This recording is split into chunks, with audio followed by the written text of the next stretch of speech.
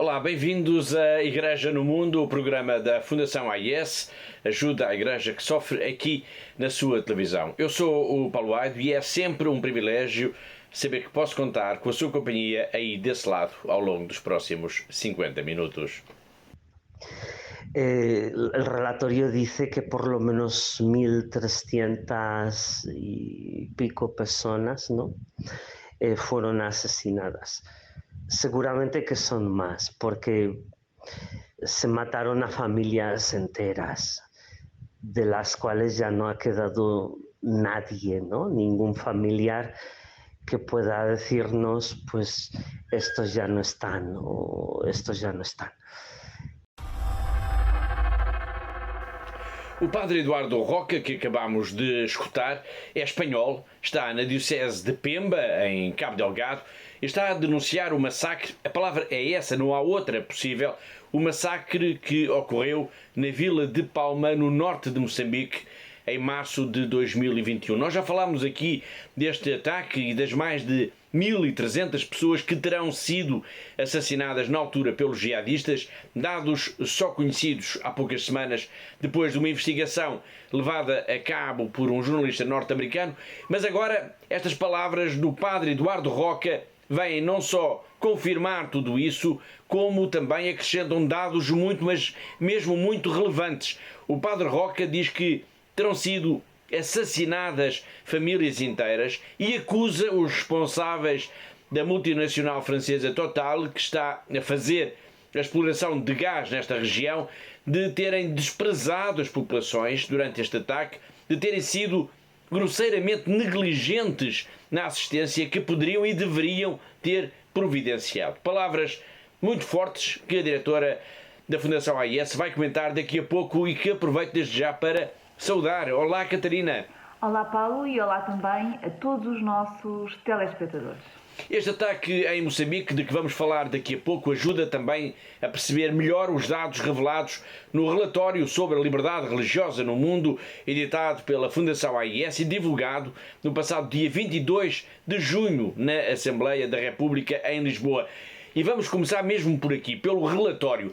Houve uma enorme divulgação pelos meios de comunicação social das conclusões deste documento em que se traça, melhor dizendo, um retrato do mundo no que diz respeito à liberdade religiosa, mas podemos dizer, Catarina, que apesar disso, apesar de todas as notícias, há ainda um grande desconhecimento por parte da opinião pública sobre esta realidade que afeta, na verdade, tantas pessoas em tantos países.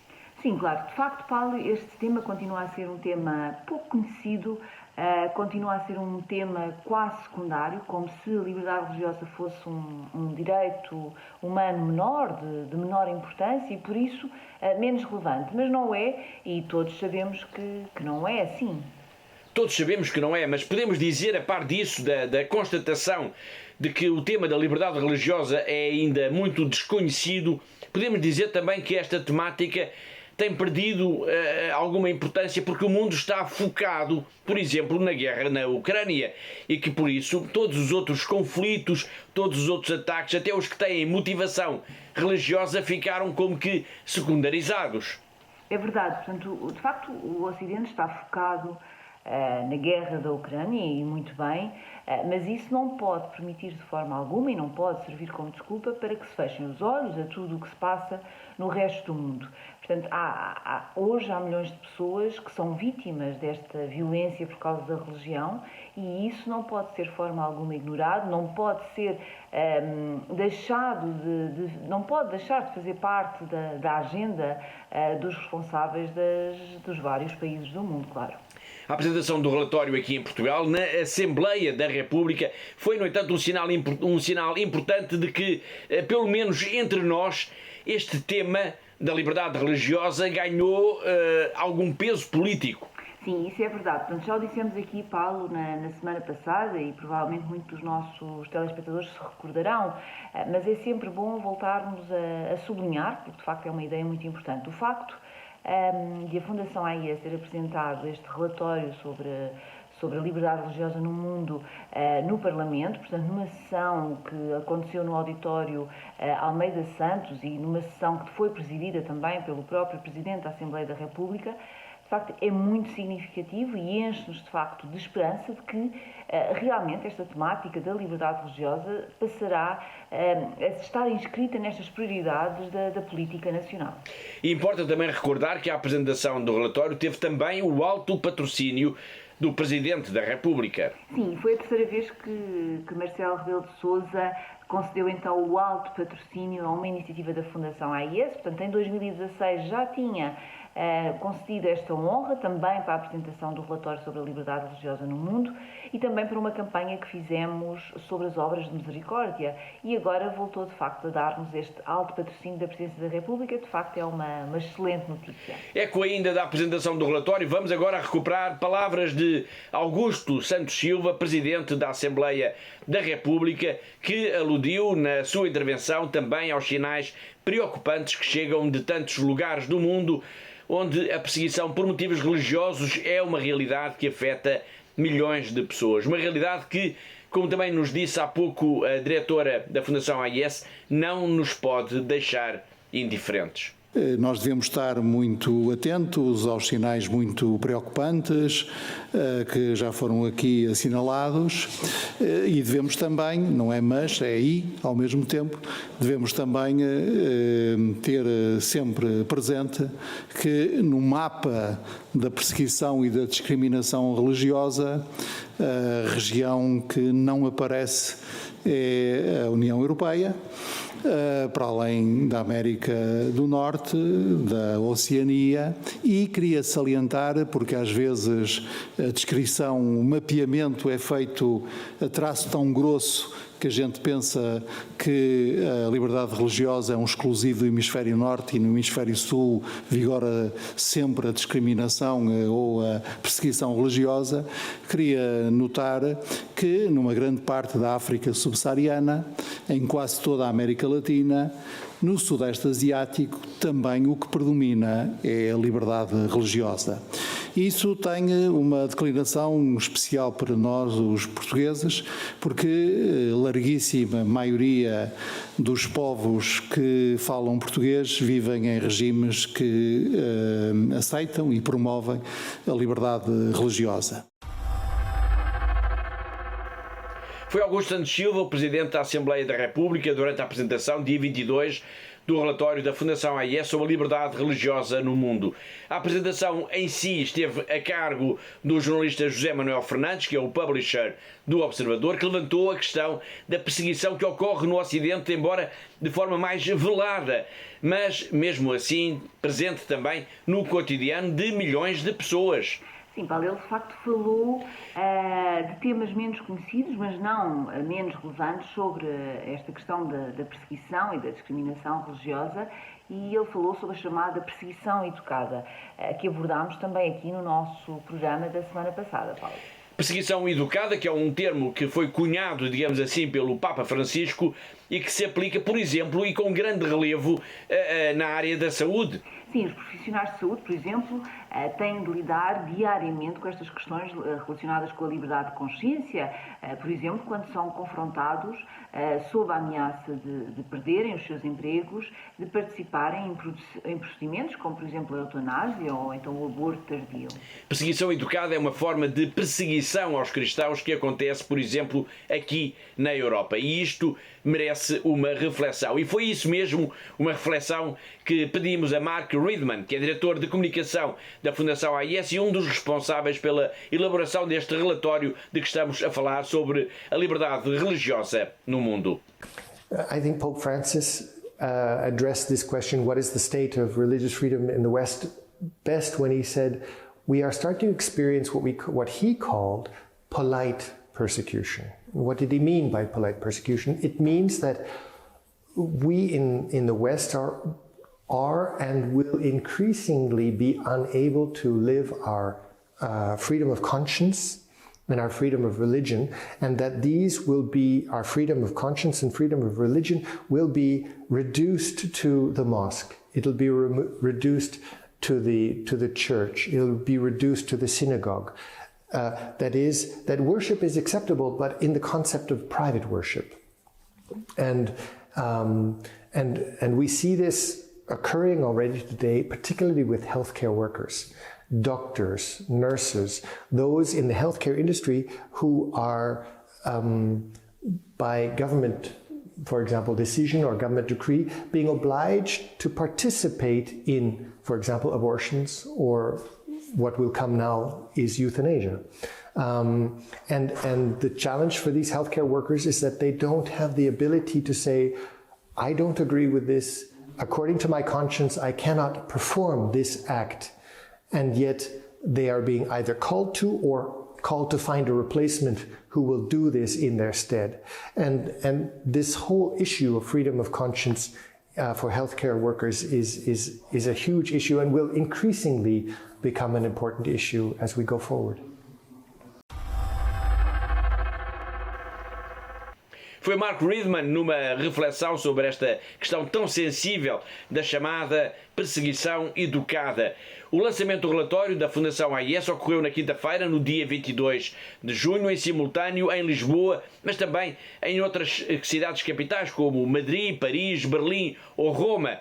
E também, tal como aqui em Portugal, também os nossos colegas dos outros países trouxeram, digamos assim, altos responsáveis da governação para participarem neste evento. Foi o que aconteceu também em Itália, em que tiveram a participação de figuras de relevo do Estado na apresentação do relatório. Giorgia Meloni, a líder do governo, enviou mesmo uma mensagem em que destacou diversos pontos da leitura do relatório. Uma das questões que ela referiu foi precisamente a de que temos vindo aqui a falar, da perseguição educada.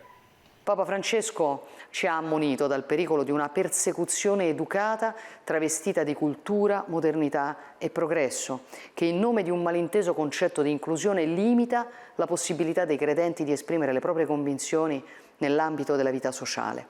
È un'analisi che condivido, perché è profondamente sbagliato pensare che per accogliere l'altro si debba negare la propria identità, compresa l'identità religiosa.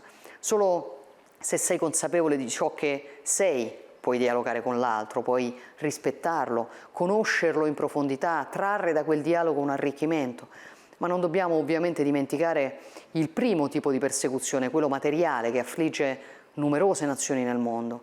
Una realtà sulla quale dobbiamo aprire gli occhi e agire subito, senza perdere ulteriore tempo.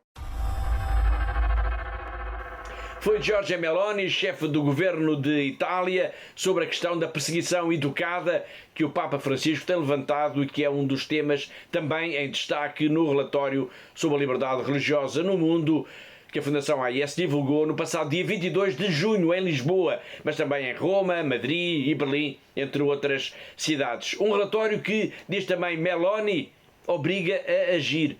Não é possível saber-se que tantos países, tantos povos, tantas pessoas sofrem tanto por causa da sua fé e não se fazer nada. Não agir é ser cúmplice, diz ela, dos que atentam contra a liberdade religiosa. Saluto e ringrazio Aiuta la Chiesa che soffre per lo straordinario lavoro che porta avanti fin dal 1947 e per il grande servizio che con la pubblicazione del rapporto sulla libertà religiosa offre alle istituzioni, ai mezzi di comunicazione, all'opinione pubblica. La libertà religiosa è un diritto naturale e precede ogni formulazione giuridica perché è scritto nel cuore dell'uomo. È un diritto proclamato dalla Dichiarazione Universale dei Diritti Umani, ma purtroppo viene ancora oggi calpestato in troppe nazioni del mondo e troppo spesso nella quasi totale indifferenza. Accade così che tantissimi uomini, donne e bambini non solo debbano subire il dolore di vedersi negato il diritto di professare la propria fede, ma anche l'umiliazione dell'oblio. E questo è doppiamente inaccettabile perché tacere sulla negazione della libertà religiosa equivale a esserne complici.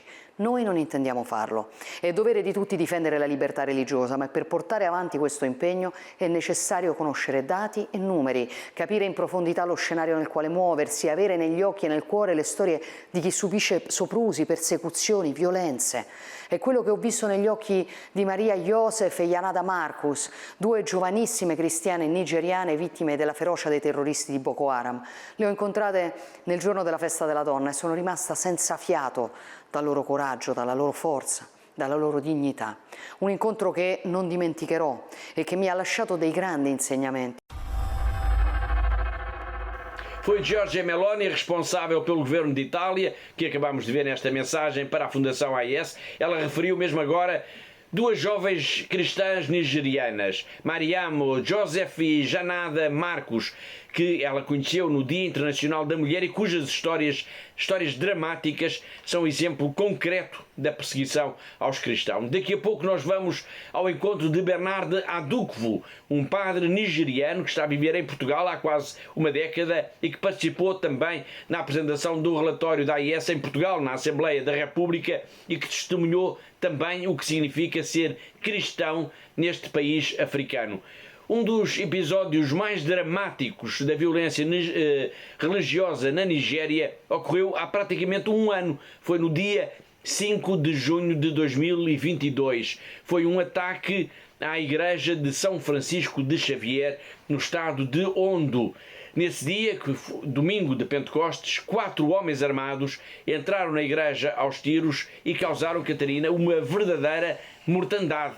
Sim, Paulo, foi trágico de facto. Portanto, as primeiras notícias que recebemos deram-nos logo a entender de facto que estávamos perante um ataque mais violento do que era costume ocorrer neste país. Portanto, foi um ataque que causou mais de 4 dezenas de mortos e mais de 60 feridos. Trazemos aqui à memória de todos este episódio porque ele ilustra bem a dimensão da violência contra os cristãos na Nigéria e, de certa forma, em África. Situação que está bem documentada no relatório sobre a liberdade religiosa da Fundação AIS. A Catarina referiu que o ataque causou cerca de 60 feridos. Pois bem, um deles foi de novo Olatunji, e a Fundação AIS foi encontrá-lo logo depois do ataque, ainda no hospital. Sim, ele foi um dos muitos feridos deste ataque brutal à igreja de São Francisco Xavier e Adenor ficou então ferido numa perna, ficou gravemente ferido e passou algum tempo de facto no hospital, em recuperação. Como o Paulo também disse, a Fundação AIS falou com ele quando tudo ainda estava muito fresco na sua memória e pedia-nos também muito para que rezássemos pelas vítimas, pelos que tinham morrido, mas também por aqueles que tinham ficado feridos e, sobretudo, pela Igreja da Nigéria que estava de facto a atravessar e que está a atravessar um período extremamente difícil, com ataques constantes, com raptos e com ameaças às comunidades cristãs. Ainda no hospital, de novo, Olatunji falou, portanto, com a Fundação AIS e contou o que aconteceu nesse dramático domingo, dia 5 de junho do ano passado, quando estava na igreja de São Francisco de Xavier e, de repente, já a missa tinha terminado, começaram aos tiros indiscriminadamente. Este é um depoimento que serviu também para ilustrar a violência contra a comunidade cristã na Nigéria, no relatório da Fundação AIS, que foi divulgado no passado dia 22 de junho na Assembleia da República em Lisboa. My name is Adinawa Olatunji. I worship at St. Francis Xavier Catholic Church from Solaluba. On that day, I received a call. I was in the church street as usual. So we finished the mass.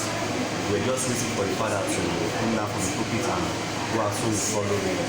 When we heard the sound of the dynamite, even the sound of the dynamite was killed, aside from the gunshot. So that was how we were all running at Astata. We saw them, they came in, and I just saw because I was sitting at the back. How many? I ran back. How many are there? They are just, I think they are 4 in number. What they were holding can destroy the whole of the world. Those guys, I think I even thought they were Boko Haram because the way they dress, their look. So Okay. they can't us in the church start firing guns inside the church. So with the way they look like Boko. Boko Haram, that was even what I thought. That these people are Boko Haram. So they were firing guns in the church. I was trying to run for my life that maybe I will escape, find a place to escape.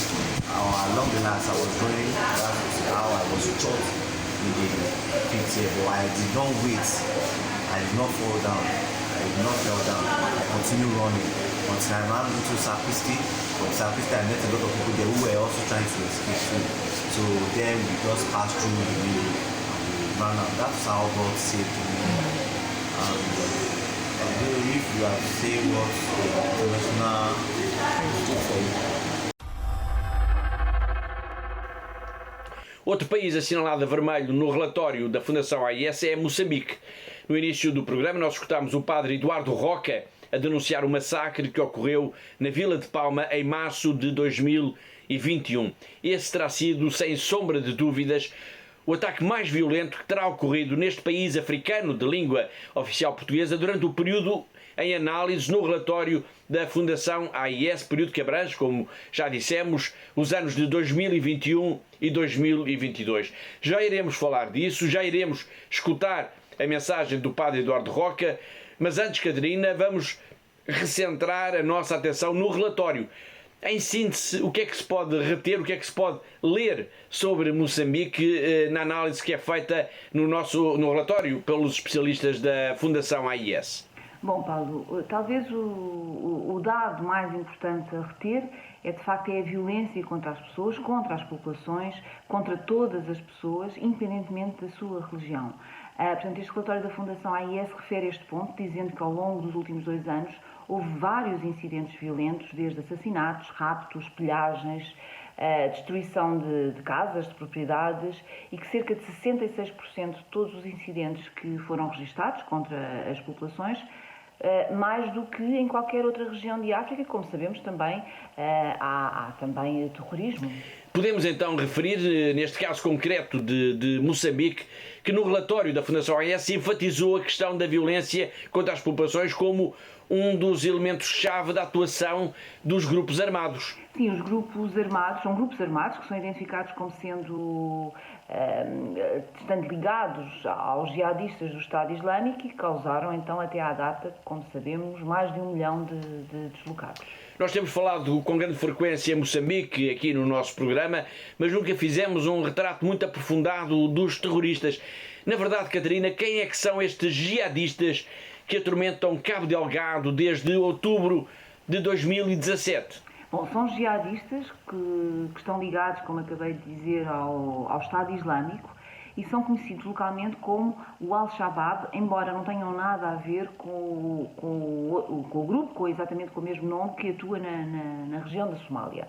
Portanto, segundo o relatório da Fundação AIS, que compilou todas as informações disponíveis, podemos dizer então que no final do ano passado havia cerca de 1000 terroristas ativos.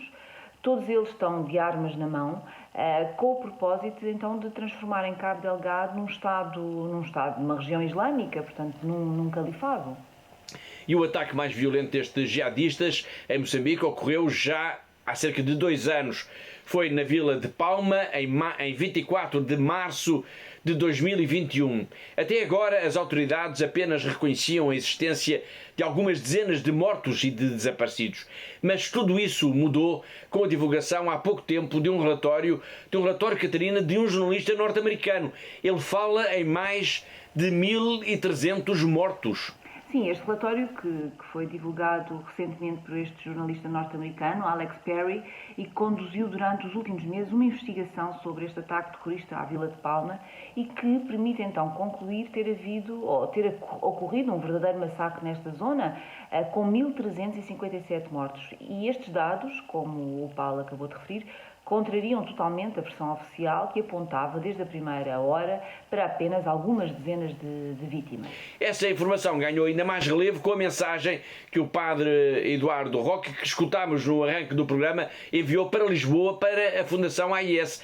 Ele diz mesmo, Catarina, que os terroristas assassinaram famílias inteiras. Precisamente, Paulo. E o padre Eduardo Roca, que está desde 2012 em Mahate, portanto na Diocese de Pemba, onde lidera o Centro Interreligioso para a Paz, revela então na mensagem áudio que nos enviou para a Fundação AIS novos dados sobre este ataque terrorista à Vila de Palma, falando de facto de uma violência dramática e com famílias inteiras que foram assassinadas. Além disso, este sacerdote aponta o dedo também para a empresa francesa, a Total Energie, que, estando a operar na região, na mega exploração de gás que está a acontecer na costa moçambicana, esta empresa terá agido com enorme negligência no socorro às populações que fugiam dos terroristas. Sim, é uma acusação muito grave, mas o padre Eduardo Roca fala na enorme responsabilidade desta empresa francesa e em escândalo por tudo o que aconteceu, não só no dia 24 de março de 2021, mas também nos dias seguintes. Ele diz que no momento de ataque, portanto na hora do conflito e desta violência, os responsáveis da empresa voltaram as costas ao povo e que terão ocorrido situações escandalosas. Que situações escandalosas referiu o padre Roca? Bom, Paulo, ele essencialmente refere que a empresa francesa tinha, por exemplo, nas suas instalações pelo menos um helicóptero e que este poderia ter ajudado na retirada de algumas das pessoas que se refugiaram nas instalações da Total, mas que apenas transportou para fora daquela região alguns dos gerentes ou dos chefes da empresa e até alguns dos seus animais de estimação. Mas as populações em si não foram atendidas, ficaram onde estavam e, como diz agora o padre Roca, acabaram por morrer. Uma situação perturbadora, de facto. Vamos então escutar o essencial da mensagem enviada para a Fundação AIS em Lisboa pelo padre Eduardo Roca sobre o que terá acontecido no dia 24 de março de 2021 na Vila de Palma, em Cabo Delgado, em Moçambique. O sacerdote faz referência ao relatório do jornalista norte-americano Alex Perry, que denuncia ter havido cerca de 1.300 mortos nesse ataque, contrariando todas as versões oficiais que apontavam apenas para algumas dezenas de vítimas. E ele fala também de Dom António Juliace, o bispo de Pemba, que já veio também a público dizer que, perante estes factos, as autoridades têm de decretar luto nacional. El relatorio dice que por lo menos 1.300 y pico personas, ¿no? Fueron asesinadas. Seguramente que son más, porque se mataron a familias enteras, de las cuales ya no ha quedado nadie, ¿no? Ningún familiar que pueda decirnos, pues, estos ya no están o estos ya no están. Han sido muertes, incluso muertes espirituales, muertes sociales, ¿no? No ha sido solo la violencia la violencia dramática del yihadismo, sino sobre todo esta muerte social de gente a la que pues nadie va a recordar, porque no ha quedado nadie para que los recuerde. Entonces este es el eco que el obispo se hace, ¿no? Se emociona incluso y exige que haya un luto público, que haya pronunciamientos, que la multinacional francesa Total asuma, ¿no?, su parte en todo esto, que es mucha, es enorme. Es haber tratado toda la población de Palma y del litoral ninguneándola, ¿no?, despreciándola y ninguneándola, trayendo sus trabajadores de otros países del sur, y es a la hora del conflicto y de la violencia, pues haber dado la espalda totalmente a la gente, incluso pues con hechos que son un escándalo, ¿no? Hemos sabido que uno de los helicópteros que podía haber llevado gente que se refugió allí en la Total, ¿no?, pues se llevó solo algún gerente de ellos, ¿no?, algún jefe y a los perros del jefe, ¿no? Es decir, y aquella gente la mataron toda. Bueno, este es el panorama que las noticias van revelando, ¿no? Y lo que está sucediendo hace ya unos meses que los ataques pues se han reducido muchísimo, son de muy baja intensidad, pero parece que hay una reorganización, ¿no?, de células terroristas por todo el país. Entonces tenemos que estar atentos, pero es el contexto de violencia en el que vivimos, ¿no? E de Moçambique, de onde nos chegam ecos perturbadores da grande violência que terá ocorrido na Vila de Palma em março de 2021, vamos agora falar do Iraque. outro país que tanto tem sofrido também com a violência jihadista. Faltam apenas cerca de 3 semanas para a Jornada Mundial da Juventude. Lisboa vai ser a capital do mundo católico. A cidade vai fervilhar de vida, de festa, de alegria. Vai ser seguramente muito bom. Mas hoje quero falar-vos dos jovens, não dos jovens que virão a Lisboa, mas dos que não vão estar cá, dos que vão estar ausentes. É o caso de Martin. Ele é iraquiano. Há precisamente 9 anos, em agosto, nos dias em que Lisboa vai acolher as Jornadas da Juventude, no Iraque vivia-se a invasão das terras bíblicas da planície de Nínive pelos jihadistas do Estado Islâmico. Mais de 120 mil pessoas, 120 mil cristãos foram obrigados a fugir das suas casas, perdendo tudo o que tinham. Era isso ou a morte ou a escravidão. Martin foi um desses 120 mil cristãos que fugiram. De um dia para o outro, ele passou a ser um refugiado no seu próprio país. Hi, my name is Martin. I live in Iraq. It's not my town. I grew up in the small village, but ISIS forced us to leave. We had short time to take only Holy Communion, our documents, and run away, leaving everything. Now I am a refugee in my own country. My family invited me to come to the USA, but I decided to stay here. I will be priest this year. The whole days I am with people in the refugee camp. Help them in normal life and teach them how to forgive those who oppressed them, and not to lose the hope and faith. It is a challenge to be a Christian in Iraq nowadays, but we trust God. Despite the difficulties, we encourage each other to be good and God's people.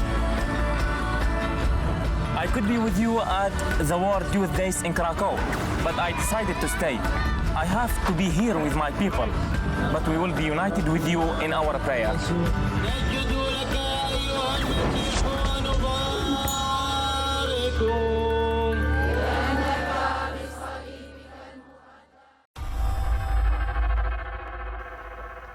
Foi Martin, um jovem iraquiano que não virá a Lisboa. Seria muito bom escutar o seu testemunho, ouvir da sua própria boca como foram esses dias de tumulto e medo quando os jihadistas invadiram as aldeias e vilas e cidades da planície de Nínive, expulsando os cristãos das suas casas, forçando-os ao exílio no seu próprio país. Infelizmente, Catarina, ele não virá para a Jornada Mundial da Juventude. O seu testemunho ajudaria a perceber também o próprio relatório de que temos vindo a falar no programa de hoje. Sem dúvida, Paulo, sem dúvida. De facto, como sabemos, a Jornada Mundial da Juventude está praticamente aí, daqui a alguns dias, na primeira semana de agosto, e foi precisamente na primeira semana de agosto, mas há 9 anos atrás, que Martin teve de fugir quando os jihadistas invadiram a sua aldeia na planície do Nínive, no Iraque. Portanto, foi um dos maiores ataques dos tempos modernos contra uma comunidade religiosa em todo o mundo. Um ataque que continua ainda hoje bem presente na vida e na memória de milhares de cristãos. Uma história que não podemos esquecer. Do Iraque, onde conhecemos um jovem que não virá a Lisboa para a Jornada Mundial da Juventude, mas que está no centro do nosso coração, vamos agora até à China. Vamos ao encontro do nosso correspondente em Macau, o jornalista José Miguel Encarnação. Agora que a Igreja Católica regressa ao tempo comum do calendário litúrgico, são muitos os que fazem análise às intervenções do Papa Francisco durante o período da Páscoa. No que respeita à República Popular da China, o Papa desta vez não foi 100% explícito, pois muitas das suas intervenções centraram-se na Ucrânia e também noutros conflitos em África e um pouco por todo o mundo. No entanto, não deixamos de notar as palavras do Papa Francisco no domingo de Pentecostes, em que disse que o Espírito Santo gosta sempre de descer quando estamos todos juntos. Ora, sabendo que o Papa Francisco e a Santa Sé sempre defenderam que os fiéis na República Popular da China devem estar unidos e por sua vez unidos ao Sumo Pontífice, à Igreja Católica Apostólica Romana, não deixam de ser curiosas estas palavras, uma vez que com isto o Papa quis dizer que se também na República Popular da China os fiéis estiverem com ele e a Igreja for assim una, também o Espírito Santo a todos dará as suas graças. Foi José Miguel Encarnação, o nosso correspondente em Macau, na China, e assim chegamos ao fim da primeira parte do nosso programa. Na segunda parte vamos continuar a focar a nossa atenção no lançamento do relatório em Lisboa, do relatório sobre a liberdade religiosa no mundo, publicado a nível internacional pela Fundação AIS, e vamos para isso também ao encontro do padre Bernard Adukwu, um sacerdote nigeriano que deu o seu testemunho sobre o que se passa no seu país em relação à perseguição aos cristãos. Mas para já vamos para um breve intervalo. Até já!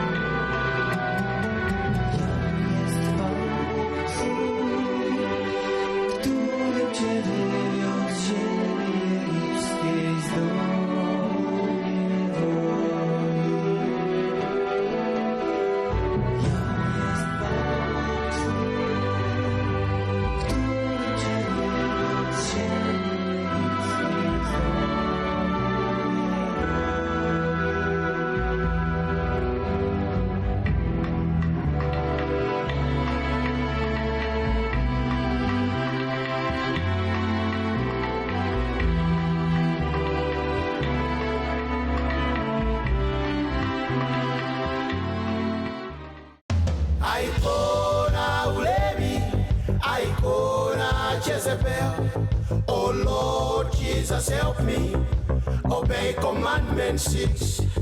Icona Ulevi, Icona Jezebel. Oh Lord Jesus, help me obey commandment 6. Jesus is the way, Jesus is the truth, Jesus is life, the light in my path. Deliver me from evil, help me overcome. Oh Jesus, oh Jesus, oh Jesus, oh Jesus, yeah. I can say, Jezebel. Oh Lord Jesus, help me obey commandment 6. I can say, our ultimate end will depend on our decisions. Choosing truth or not, with its power and precision to set us free, responsibly for the fullness of love to the end. Set me free, yeah. Our ultimate end will depend on our decision. My ultimate end, or not, with its power and precision to set us free, responsibly for the fullness of love to the end. Set me free, yeah. Deceit and deception, we need divine protection. Divine protection. Deceit and deception. We need divine protection. We need divine protection. Deceit and deception. Rescue me. We need divine protection. We need divine protection. Deceit and deception. Rescue me. We need divine protection. We need divine protection. Oh, Kyrie.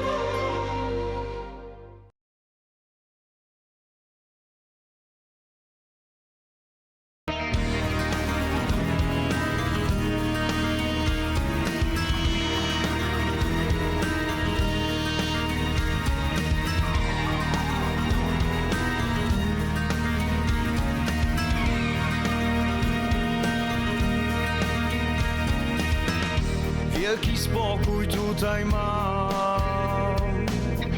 Czuję w tobie cały świat. Twego serca ruch, jak muzyki rytm. Bezpieczeństwo dajesz mi.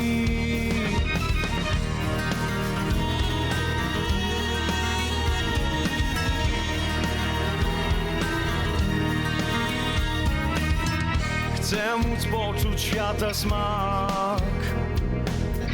Chcę zobaczyć wiele barw i powietrza łyk.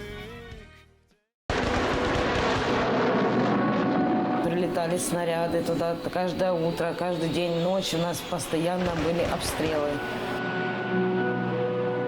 Словами это не передать, как мы жили 22 дня в подвале.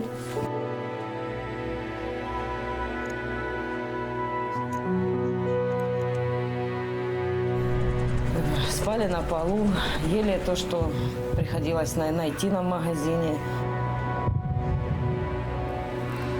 Нам был этот шаг перешагнуть, просто выйти с этого бомбоубежища. Я не знаю, насколько, но мне надо было спасать своих детей, свою семью. Я взяла иконы, взяла детей, мы всех собрали и начали в ту машину залазить. Нам 9 человек было. Это было настолько страх, чтобы мы этот момент, хотя бы там километра 3-4 мы проехали, чтобы нас не убило. Мы в Запорожье на Львовском поезде, мы добрались вот сюда, да. Волонтеры нас встретили, привезли в дом паломников. Это,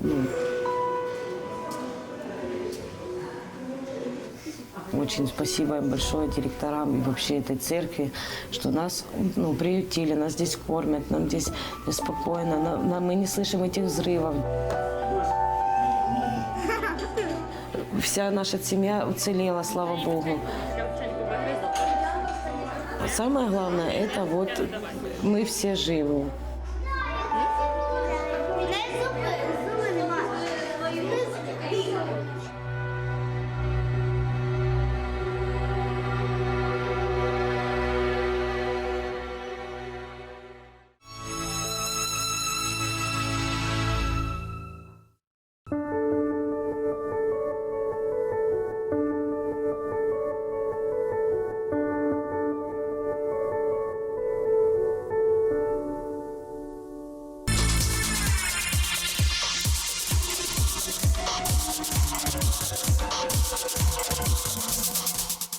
Olá de novo, está a ver Igreja no Mundo, o programa da Fundação AIS aqui na TV Canção Nova. Eu sou o Paulo Aide, comigo está a Catarina Martins de Betancourt, a diretora da Fundação AIS em Portugal. E vamos continuar focados no relatório sobre a liberdade religiosa no mundo, que foi apresentado na quinta-feira, dia 22 de junho, na Assembleia da República em Lisboa. Uma sessão que teve também como protagonista o padre Bernard Adukfo, um nigeriano que está a viver em Portugal há quase uma década e que deu um testemunho do que significa ser cristão na Nigéria. Nós temos uma entrevista com ele que começámos a escutar aqui há 2 semanas e que nos vai acompanhar também por aqui nos próximos programas. Mas para já vamos ainda debruçar-nos sobre o relatório. Nós temos um trabalho multimédia com as principais conclusões deste relatório, em que se explica que os países estão como que divididos por categorias consoante o nível de perseguição que é exercido sobre as populações. Que categorias são essas, Catarina? Bom, Paulo, são 3 categorias: perseguição, discriminação e sob observação. Portanto, no mapa que disponibilizamos com o relatório, indicamos esses países onde se registram os casos mais graves, perseguição e discriminação, com 2 cores: a vermelho, onde ocorre perseguição, e a laranja nos casos de discriminação. O que é que significa cada uma dessas categorias? Bom, Paulo, como já vimos, este nosso relatório identifica 28 países como sofrendo perseguição, metade dos quais estão em África, onde as minorias religiosas enfrentam atrocidades, enfrentam repressões, violência, vigilância e ataques, quer por elementos ligados às próprias autoridades ou não, como é o caso, por exemplo, dos grupos terroristas.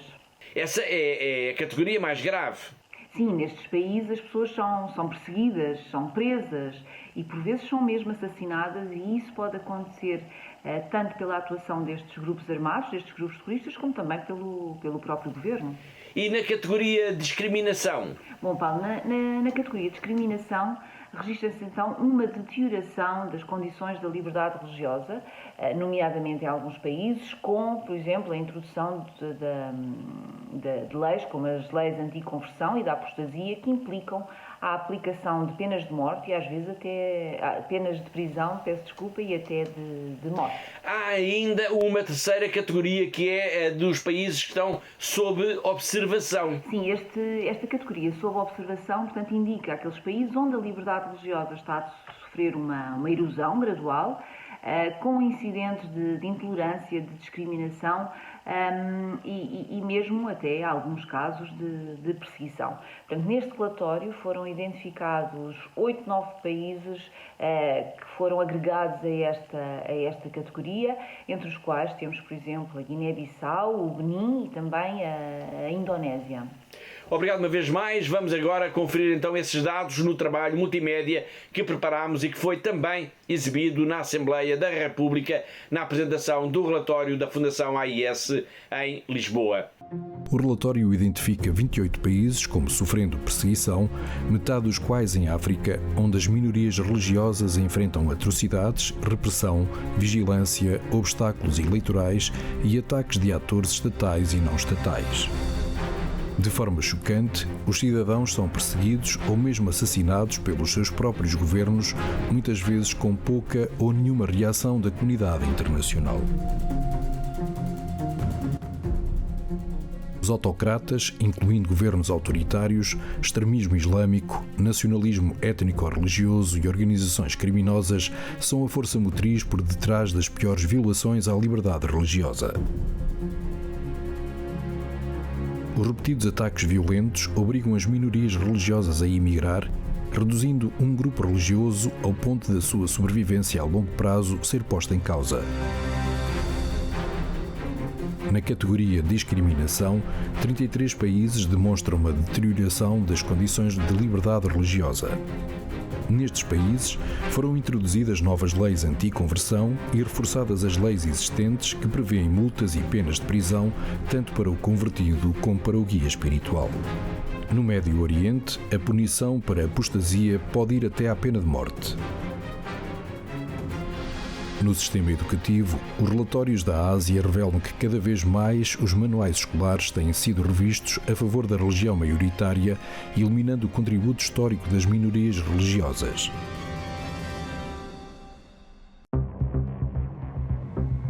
A categoria sob observação indica os países onde a liberdade religiosa está a sofrer uma erosão gradual, com incidentes de intolerância, discriminação e mesmo perseguição. Foram acrescentados 8 novos países a esta categoria que, entre outros, incluem a Guiné-Bissau, o Benin e a Indonésia. Aí, os ataques a locais religiosos e a intimidação de comunidades religiosas têm sido justificados sob o pretexto de causas sociais progressistas.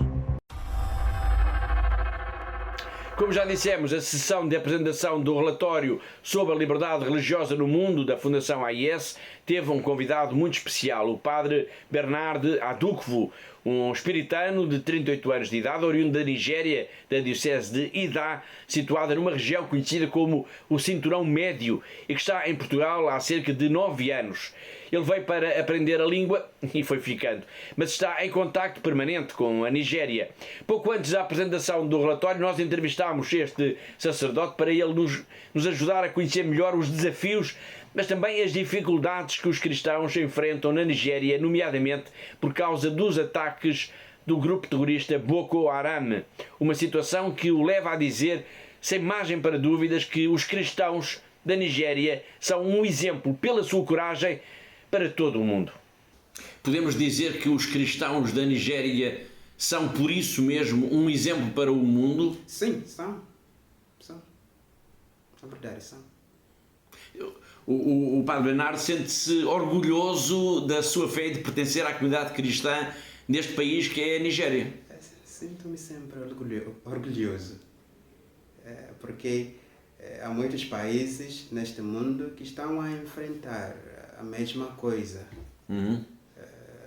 Fala da questão de alguns países, posso dizer Middle East. Não sei como explicar em português. O Médio Oriente. Sim. Tem igreja lá, mas por causa das perseguições, tentações, igreja já não atuam como deve ser. Mas no nosso caso, na Nigéria, neste momento, mesmo no norte, onde está muito prevalente esta situação, a igreja ainda está viva, a igreja está cheia, com vigor, com a vida. Sinto-me orgulhoso. Muito bem. Há histórias que nós, aqui a Fundação AIS, tem procurado contar também, que são exemplares, digamos, dessa coragem de que está a falar. Por exemplo, a história de Léa Sharibu, deve conhecer, ouvir falar dessa história. Como é que se pode explicar também que uma jovem, neste caso a Léa Sharibu, que tinha 14 anos de idade quando foi raptada, tenha tido essa coragem de optar na altura, de escolher, dizer eu prefiro ficar em cativeiro do que renunciar à fé cristã. Ela tinha 14 anos. Esta é uma fé muito adulta. Assim, é uma fé muito... Uma criança de 14 anos de idade preferia de morrer em vez de deixar a sua fé. Isso aconteceu mesmo na Bíblia. Aqueles 3 rapazes da Babilônia disseram: nós não queremos ajoelhar ou adorar outro Deus, além de ser o Deus que criou o céu e a terra. Mesmo que vamos morrer, estamos prontos para morrer por causa da nossa fé. Então, a fé daquela menina, uma criança de 14 anos, é um exemplo para nós. A história de Léa Sharibu é muito conhecida na Nigéria? Houve um tempo em que fizeram um protesto para libertar aquela menina, mas nada aconteceu. Nada aconteceu. Ela recentemente fez 20 anos de idade. Portanto, está em cativeiro há 6 anos, há praticamente 6 anos. Sim. E há muitas outras histórias também, muitos outros casos de ataques constantes. Aliás, tem sido recentemente... Uma semana, um padre Charles, na arquidiocese de Benin, um estado na Nigéria, ela estava a sair para o seu lugar de trabalho e foi raptado. No dia seguinte, o seu corpo foi encontrado ao lado da estrada. Um padre bastante novo. Foi ordenado há 10 meses. Há 10 meses, precisamente. Ano passado. E assim, é complicado. Foi o Padre Bernardo Adukwu que nos vai fazer companhia por aqui ainda ao longo das próximas semanas. Com ele vamos ficar a conhecer melhor alguns dos principais desafios, mas também dos riscos que a comunidade cristã enfrenta na Nigéria nos dias de hoje, situações que estão abundantemente retratadas no relatório da Fundação AIS sobre a liberdade religiosa no mundo, que foi apresentado em Lisboa a 22 de junho e que já está disponível para consulta gratuitamente na nossa página na internet em fundação-ais.pt. E assim chegamos ao fim do programa desta semana. Resta-me agradecer a colaboração da Catarina, a diretora da Fundação AIS em Portugal, assim como de todos os que ajudaram a produzir, a editar e a levar até si este nosso programa. Já sabe, em fundação-ais.pt, que é o site da Fundação AIS, pode acompanhar a par e passo tudo o que diz respeito à vida da Igreja nestes países onde os cristãos são tão ameaçados. Já sabe também, conto consigo, sempre aí desse lado, na próxima semana. Até lá, se Deus quiser.